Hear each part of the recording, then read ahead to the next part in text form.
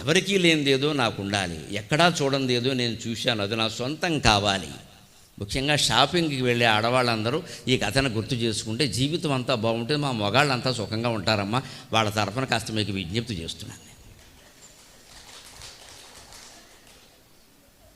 షాపింగ్కి వెళ్ళాలంటే ఎప్పుడు ఏం కొనాలో అనుకుని కాగితం మీద రాసుకుని వెళ్ళాలి, రాసుకున్నవే తెచ్చుకోవాలి, ఇంకేం తెచ్చుకోకూడదు. అక్కడికి వెళ్ళిన తర్వాత అది బాగుంది, ఇది అన్నీ బాగానే ఉంటాయి, మొగుడు తప్ప. వీడు ఒక్కడే వెర్రి వెధవలా ఉంటాడు, ఎందుకంటే బిల్లు ఇవ్వడం తప్పితే వీడు చేసే పనే ఉంది అక్కడ. అది మన ఇంటో లేదు, అది మన ఇంటో లేదు, ఇది ఉండదు, అన్నీ లేకుండా కాపురం ఉంది ఇక్కడ. ఖచ్చితంగా ఏది అనుకున్నామో అదే పట్టుకెళ్ళాలి,